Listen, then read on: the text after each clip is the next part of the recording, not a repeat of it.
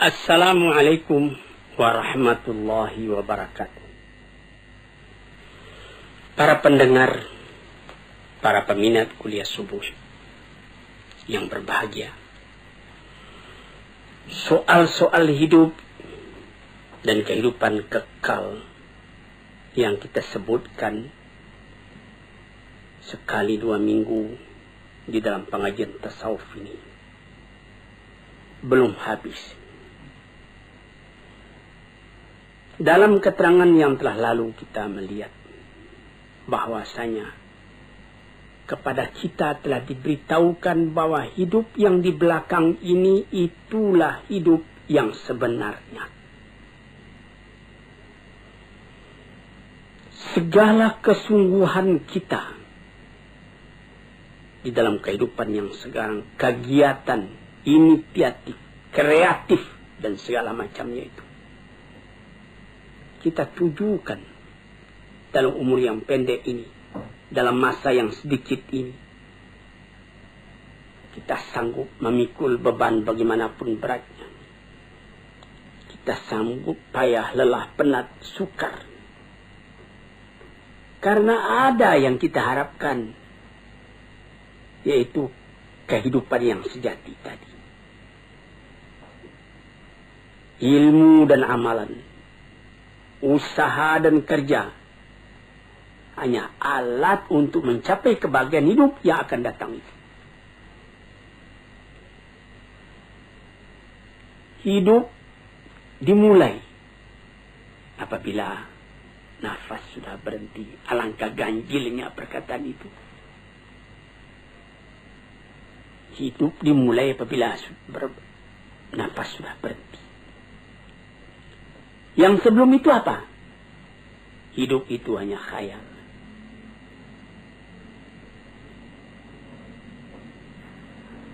Hidup yang mengumpulkan di antara hilangnya yang disukai, yang tidak disukai. Hasilnya tercapai apa yang dicintai.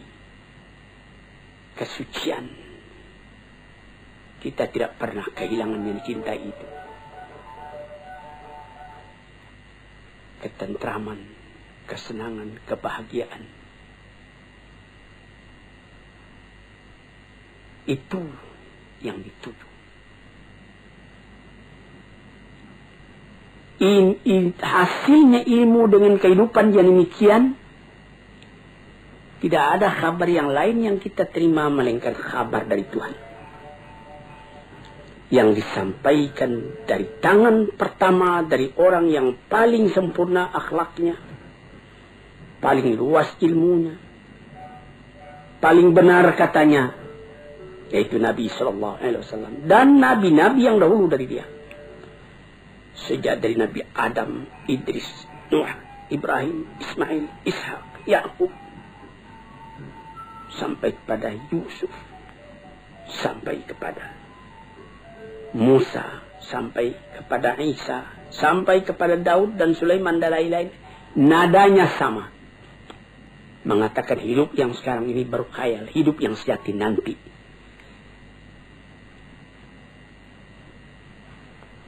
Terbukti hal itu dalam hati orang yang beriman.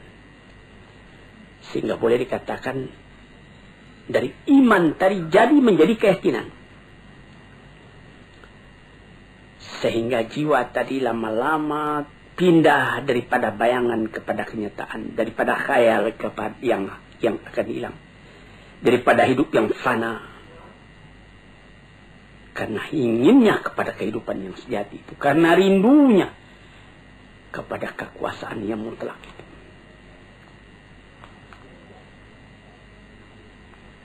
Kerinduan itulah yang menimbulkan nilai kepada hidup yang sekarang. Karena pada hidup yang sekarang ditentukan kebanggaan hidup yang akan datang itu.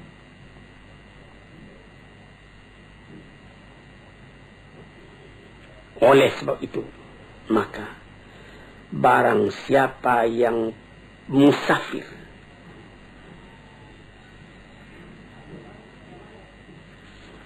menuju kepada kehidupan yang bahagia itu, dia tidak merasakan lagi bagaimana pahitnya jalan yang ditempuh.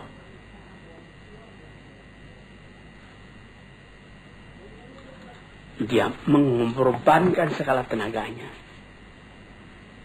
memandang ringan segala yang berat, dengan cinta, dengan rida, dengan hati lapang,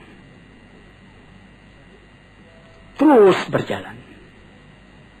Ya kadang-kadang karena capek berhenti, tapi dia tahu perjalanan ini belum selesai.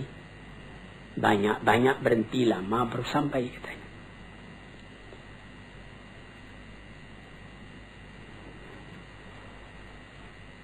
Tuan-tuannya yang terhormat,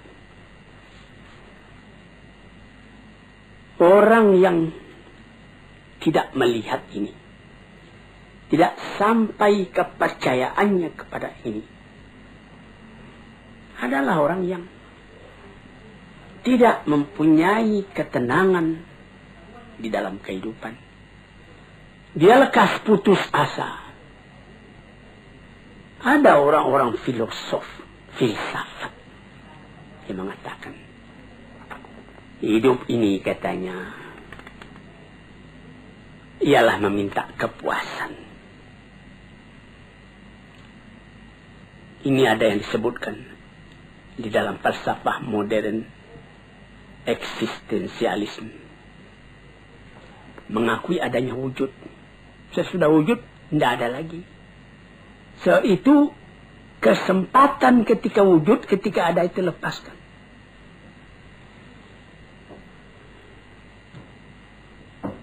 Karena apabila kita telah mati, katanya, sama saja. Seorang filosof yang tinggi, seorang ulama yang besar, seorang perampok, seorang pergayul, seorang yang tidak apa-apa, apabila telah kembali ke tanah, jadi tanah.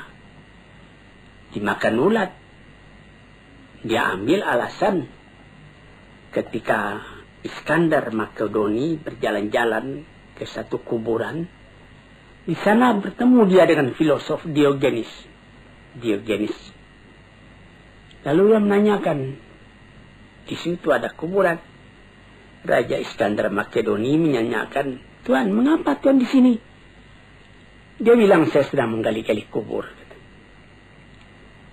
Saya hendak melihat adakah perbedaan di antara tulang ayah Tuan dengan tulang orang-orang lain yang berkubur di sini. Rupanya tidak ada perbedaan. Karena katanya kata filsafat, orang enak membaca.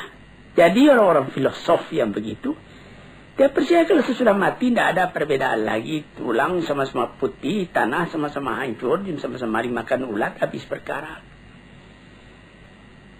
Sampai disyairkan oleh ahli-ahli syair, innamal aisyu fi bahimiyatil ladzah wa ma yaqulul falsafi. Hidup itu ialah menurutkan kepuasan, ladzah, kepuasan.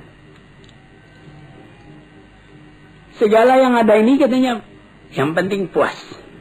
Puas makan, puas minum, puas bersanggama dan lain-lain sebagainya. Piala dari kematian menyamakan antara orang pandai dengan orang bodoh.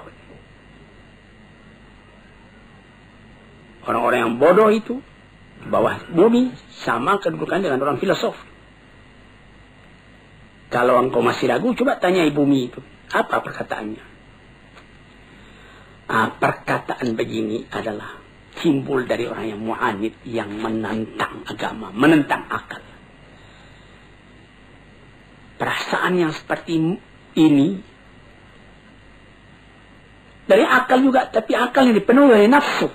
Bukan akal yang kembali kepada kemurniannya, kepada fitrahnya.